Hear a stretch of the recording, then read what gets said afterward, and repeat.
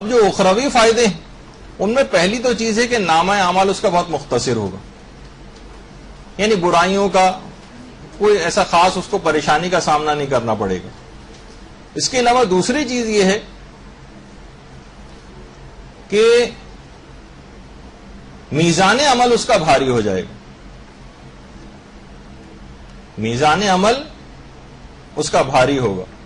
نامہ اعمال اس کے دائیں ہاتھ میں دیا جائے گا، جہنم سے آزادی کا پروانہ یہ اس کو ایک باقاعدہ پاسپورٹ یا ایک پرمٹ دیا جائے گا کہ جاؤ اب تم نار جہنم سے آزاد ہو۔ سفید چہروں کے ساتھ میدان حشر میں اس کی آمد ہوگی، سفید چہرے کے ساتھ، شاداں خوش و خرم و فرحت و فرحاں یہ میدان قیامت میں آئے گا، لباس بہشتی پہنے ہوئے ہوگا، اور اس کو 100 رشتہ داروں کی شفاعت کی اجازت ملے گی۔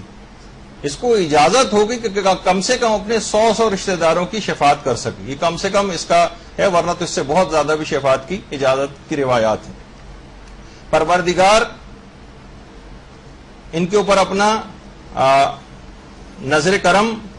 جو ہے وہ ڈالے گا، نظر رحمت ان پر ہوگی، جنت کے جو تاج ہیں،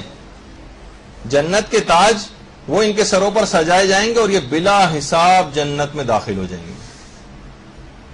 یہ 10 جو ہیں اخروی فائدے ہیں جو روایت کے اندر بتائے گئے، 10 اخروی فائدے۔ پھر پیغمبر نے یہ 20 کی 20 جب چیزیں بتا دیں تو پھر پیغمبر نے فرمایا خوش نصیب ہوں گے وہ افراد کہ جو لوگ میری ذریت کی محبت سے سرشار ہوں گے، خوش نصیب ہیں وہ۔ اور پیغمبر اسلام نے ایک اور موقع پر یہ بات بھی فرمائی ہے کہ جو بھی میری ذریت کے حقوق ادا کرے گا، جو بھی میری ذریت کے حقوق کو ادا نہیں کرے گا، خدا ان کے دل سے بصیرت کو نکال لے گا اور عقل کی دولت کو ان سے چھین لے گا۔ تو ذریت کے حقوق ادا کرنے میں پھر دوبارہ بات آ رہی ہے خمس کی،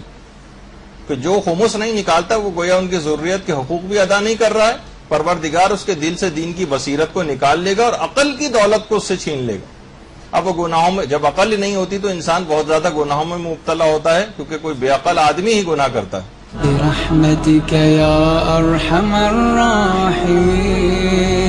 وصلى الله على محمد وآله الطاهرين